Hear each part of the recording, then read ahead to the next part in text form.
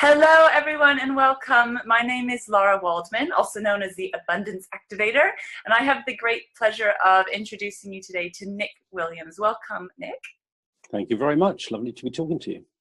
I'm really excited to talk to Nick, and I'd like to introduce you to him first. I have something to read out about Nick. So Nick is an internationally renowned speaker, mentor, and best-selling author of 14 books, including The Work We Were Born to Do. He is regularly invited to speak at national and international conferences and has been involved in over 2,000 media features. Nick has spent over 20 years as a coach, an advisor, friend, mentor, spiritual advisor, and encourager to leaders in areas of business, media, entertainment, law, personal, and spiritual growth. He's been around in over 16 countries, and his books have been translated in 7 languages. So it's very impressive, Nick, and a great pleasure to have you with us today. My pleasure. Well, lots to live up to there. So I met Nick a few months ago, and the thing that really stood out for me was when I heard that Nick had written 14 books, and I was very, very impressed by this because I had just started writing my first book this year. And to be honest, really struggled with the process. It's something that's been a real challenge for me. And I know that Nick helps people to overcome these challenges in their life, but also you've really showed up in your life. You know, you've written these books and you've got this international speaking business, which is all very, very impressive. And I thought it would be really useful and interesting for us all to talk with you today and hear your wisdom about what happens when you have a dream or an idea, something that you know you should do or something that you really want to do. But so many people I know get really stuck with taking that next step, or they might start and then stop. With me, I started my book and then I just kind of left it for a while and procrastinated. So I'd love to hear from you today about any words of wisdom that you have around taking that dream and making it into reality. You know, how do you actually take an idea and manifest it in this world? Okay, great. Yeah, that's been, my journey for the last 30 years, really. My thinking is there is something we're all born to do. We're all here for a unique purpose. I think we all share a purpose in a way. I think my belief is we're all here to help make this world a bit more loving place. And we're all here to do it in our own unique way. So that's a kind of blanket belief that I have. Is it true? I don't know, but it's the way I like to think of the world. Makes sense to me to think of the world that way. And, when we do get close to what, we're born to do, it is the thing that mostly will truly inspire us. Yes. Our heart sings at the idea. Our soul goes, yes, this is it. This is who I've come to be. This is what I've come to contribute to life. And within minutes, hours, days of that inspiration is likely to be what I call resistance, which is, all the different ways that we can, like you just described, we can procrastinate. We can come up with excuses. We can distract ourselves. We can go on another workshop so that we kind of try to build our confidence a bit more and know a bit more. All the stuff that all of us know so well. What I've realized over the last 3 decades is those two things sit side by side. Inspiration and resistance are twin flames, if you like. Where there's inspiration, where there's what we were born to do, there's going to be fear, there's going to be doubt, there's going to be resistance. So I don't have an answer about how you don't have resistance. I do have a lot of ideas about how you do your work, if you like, in the face of your resistance. Well, that's really good to know. So if there is resistance to your dreams, that's completely normal. Is that what you're saying? Completely natural? I was going to say sadly so, but I don't even know if that's the right way to say it. I think it's just a reality. Having worked with so many amazing people, doing amazing stuff in the world, all of them, if they're honest, describe to me their moments of fear, doubt, anxiety, the ways they undermine themselves, sabotage themselves. We all do it. It is the territory of being a human being. And the way I think about it is, our soul just wants to express itself. Our soul wants to blossom, and our ego wants to try and run the show. So it will do everything it can to try and undermine our purpose, if you like. So even successful people have doubt and have resistance and have blocks and barriers that they come up against? Yeah, the way I've tended to come to think of it is, when I was younger, I used to think, well, to have achieved what you've achieved, when I looked at other people, Yeah. my assumption was you couldn't have had resistance. Yes. And it was just poor old me that was so messed up and screwed up and all that stuff that had all this resistance. But what I've realized over the years, having met so many spiritual teachers, as well as just the people I've met in my life and who I've coached and worked with and who've read my books and stuff, is that we all have it. It is the territory of being human. So the difference to me between somebody who's successful and somebody who's less successful isn't that they don't have resistance. It's that they have learned to act in the face of their resistance. They've learned how to get beyond it. So they've partly learned how to get beyond it. But I think as much as anything, they've also come up with something that's important enough for them, their big why, if you like, about why they will face their resistance. Because, you know, it doesn't kind of make a lot of sense in a way. It's like, okay, so you're telling me if I'm going to do what I'm born to do, I'm going to have to face fear, insecurity, doubt, resistance, my cowardice, you know, my inadequacy. Yeah. You know, why on earth would I even want to do that? You know, it's a kind of valid question. Why would you even want to go in the direction of your fears? Isn't that a bit stupid? Why not just have a safe, comfortable life? And the answer for me would be because that's boring. Yeah, exactly. Well, it's boring, and it's not what we promised to be and do here on Earth. You know, I think all of us that are resonating with this kind of message, we came for an adventure. But sometimes we kind of go, oh shit, I didn't realize the adventure was going to be quite this scary, or it was going to be quite so demanding or quite so challenging.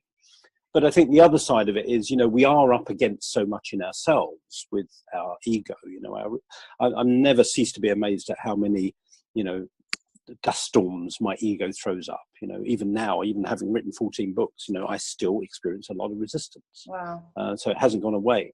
But what I also realize kind of spiritually is, you know, who's on our side?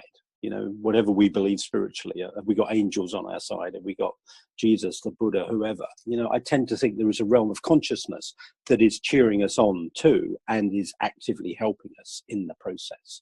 So, you know, we're not left alone to be eaten by our own ego. You know, we've got some people in high places that are cheering us on and helping us. Oh, what a relief that is. And I'm very connected to that realm. And it's so reassuring to know that is there, you know, that bigger purpose to all of this, especially when you hit up against your deepest, darkest challenges. Sure. So it's such a relief to hear, Nick, that even the successful people in the world that we're looking at going, wow, how did they do it? Still, you know, struggle with resistance. So that's really reassuring. I'm wondering, and obviously this, you know, it's a big topic, but I'm wondering in this time we have together, do you have any tips or suggestions about how people can take action in the face of resistance? Like, how do we do it when we're meeting our deepest, greatest demons? What do we do, Nick? Well, in a way, you've just said it. You know, the simple answer, and it is, you know, it's simple, but it's not easy, is simply to keep moving. You know, there's a little story. You know, I've worked a number of times in South Africa. And two of the trips that I went down there, I was working with a guy who was actually a soldier under apartheid, a white guy called Richard. And he kept saying to me, you know, oh, I want to write one day about my experiences. You know, I felt I was brainwashed under apartheid, you know, to do the things that I had to do as a soldier. And he kept saying, one day I want to write, one day I want to write. And he never started writing. And one day when I was staying with him in Johannesburg, I came down one morning and he was sitting at his computer. And as he turned round, the tears were streaming down his face. And this is like, you know, a big white Afrikaans guy, not the kind of guy you would normally expect to see crying. And I said, what's wrong? He said, I've started writing. And he started to write about his own experiences. Wow. And to me, that was one of those moments where I thought, you know, that's what it takes to beat our resistance sometimes. We just need a big heart, courage, and sometimes the willingness just to feel what we're feeling and not run away from what we're feeling. Yeah. You know, it is scary to feel all our feelings. It is scary to feel the fear, the pain, the doubt, whatever it is. But I think, you know, we can move through them. And I think the most courageous thing is just to keep moving. You know, sometimes, often, I was going to say often I don't feel inspired to write. I've got into a discipline around writing now. I write pretty much every day. I've been out to write before we've had this conversation this morning. You know, I've got a discipline of writing, but I don't always know what I'm going to write about. But I know by having a discipline to go out and write every morning over a coffee, as soon as I start writing, the ideas start to flow. Nice. And I think one of the biggest myths that I would encourage people to get beyond, it's one of the messages I put out on social media sometimes, and it always gets a laugh, is, the first part of it is give up all hope. But then the other bit is of ever feeling quite ready.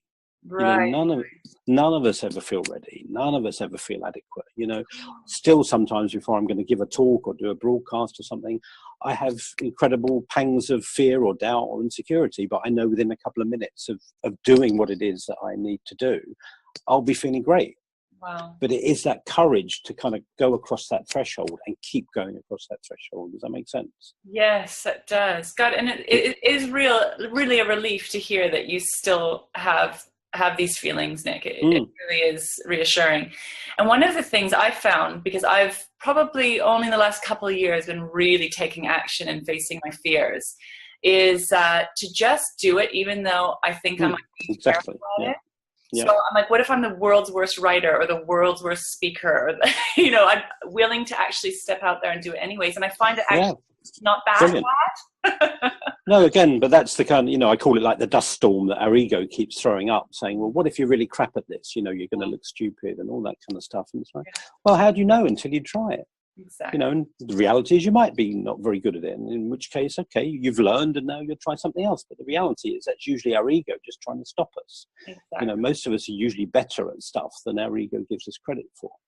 Exactly. And I find that if you're having a desire to do something or a pull to do something, that is probably part of what you're meant to do. And maybe in the beginning, we're not amazing at it. Like I've been writing my first book, and for me, this is a practice of just write your first book. I'm not trying to make it anything except just doing it and hoping it's useful to someone somewhere at some point. But for me, it's the practice of actually just start somewhere. And the more you practice, the more you do it, the better you'll get, I imagine.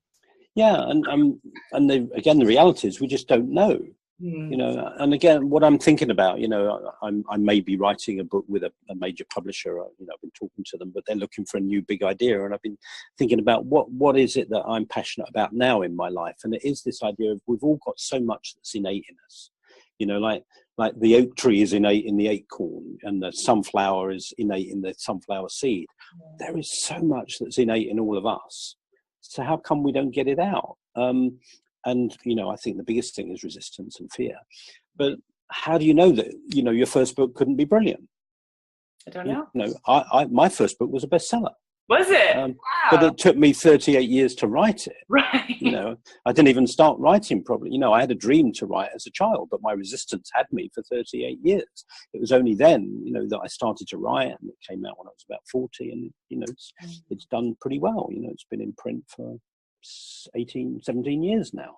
And it's helped lots of people around the world. So, there is something about learning our craft as well, that we get better and better at what we do. But it doesn't mean that even our first attempts couldn't potentially be good. Yes. But not to crucify ourselves if they're not good. Yeah. But we just don't know. It's almost like not judging it. Almost, it's getting out of the way. Just letting it be what it is. Exactly. And we don't know, because my belief is that this thing that we're being inspired to do is part of our gift for the world, and it's for our own soul's growth and our own journey on this planet. But I also believe that we're here to share and inspire, and as you said, share love, and actually sometimes I think we need to get out of our own way to let this gift come through, and it goes and touches all sorts of hearts that we have no idea. Like you probably had no idea who your book was going to touch. And no, to me, it still moves me to tears sometimes when people send me emails or I meet them and they say, oh yeah, I read your book 10 years ago and I left my job and I started my business, and they're successful. But it's the ripple effect, and you're right, and again, one of the things our ego does, I think it says, oh, you're just selfish wanting to do what you want to do. And I think because for most of us it takes journeys through our own resistance to show up in the world and give our gifts, that I think actually doing what we're born to do is one of the most generous things a human being can do. Because you've had to be generous to yourself and probably gone through a lot of your own healing and growth to be able to do it well. And secondly, most of us can tell so many stories of people that have inspired us along the way. And when we realize that we can then be that inspiration to other people, and we are that inspiration to other people, it's like we form this kind of network of inspiration. We're all so interconnected. There are so many people I know have inspired me to show up in the world. And I know I've inspired so many other people, and it's like we're all in this web of life together, and we're all kind of in the best possible way relying on each other. Yeah. And cheering each other on, so to me it's not a competitive activity, it's an incredibly collaborative and generous activity. That's so beautiful, Nick, and it's so true, because I think there's this idea that there's one winner or there's one leader, or if someone else is doing it, there's no room for the other person. And but I really agree with you that, well, I believe there's space for all of our dreams, and there's room for all of us, and it's not about competition, it's about just following your unique path, and that we're doing this together. Yeah, I don't think for me it's not, it's not even about space more. It's like, is there space for everybody? Actually, I think on a soul level, we've all promised. It's like, there is a space waiting for us to fill it. There's a person, there's a man or a woman we've come to be. And until we kind of show up in the world, that note is not being played fully. So I think it's almost like a positive obligation, if you like. It's a positive responsibility. Yes. Like, we were created to play a part in transforming this world. And So beautiful. I love it. I love it. I love it. So one of the things that I've realized for myself over the years is the value in getting support. And I know that you help people in their lives move forward in their lives in this way that we're speaking about. So I'm just wondering I've learned from myself anyways, that I can't really do this journey on my own. I've learned that one of the most powerful things that I've done in my life is to get support and reach out. I'm just wondering, what do you feel about that? Oh, for sure. I think the list of people I acknowledged in my first book went to about 3 pages. The list of acknowledgements was almost as long as the book. So I'm deeply grateful for lots of people either just being friends or being healers in my life, or being coaches, or just encouraging me, or seeing me, or just seeing what I'm capable of, or just giving me a loving kick up the bum at times, whatever it is that I've needed. Again, I think it's lonely to do it on our own. There's no reason to do it on our own. And if I'm honest, I don't think it's possible to do it on our own. I think the days of kind of what I would call unhealthy independence are over. Today, everything is a collaborative activity. It's about helping each other. And, just another side I would say to that is, like, I also know that sometimes I kind of ask for help when I should just be getting on with stuff. Yeah. So there is a side where we're too much asking for help or depending on other people can perhaps tip into being a form of resistance. Yes, I well said that. You said that you needing to study one more course, or one more workshop, and then I'll be qualified. Yeah, I just need to go on one more healing weekend, and then I'll be really fixed, and then I'll be fixed. But so that's the sort of the flip side, isn't it? But I'm also, for me, I was a real lone wolf in my business, and I was kind of trying to do it all by myself, and my inner guidance started to say, it's time to connect, it's time to collaborate, this is the time to come together with other people. It's not about doing this all by yourself. And I actually really don't think we were ever meant to do this journey by ourselves, and I don't believe it's possible either. So what I want our listeners today to know is that if they're drawn to your work and want to find out anything more about you and how you help people, you are here to help and support and mentor others on their journey. And so if people want to find out more about you, they can go to your website, which is... so it's iamnickwilliams.com. And then you can get daily emails. There's quite a lot of free stuff. I'm just developing more audio and video programs at the moment, so there'll be more free stuff and more programs. And if anyone wants to get in touch with me direct, so it's nick@iamnickwilliams.com. Because one of my kind of things is I know how many times I could have given up along the way. Yeah, my resistance has been so big. So I'm part of my role is to be an active cheerleader and cheer us all on, because we're all needed here, and I think it's sad if any of us kind of fall by the wayside because our resistance gets us, or we isolate ourselves too much. So if I can help in any way, just let me know. That's beautiful. Thank you so much. Thank you for inspiring us today and sharing your wisdom with us. It's been a great speaking with you. My pleasure. Thank you so much for having me on. You're so welcome.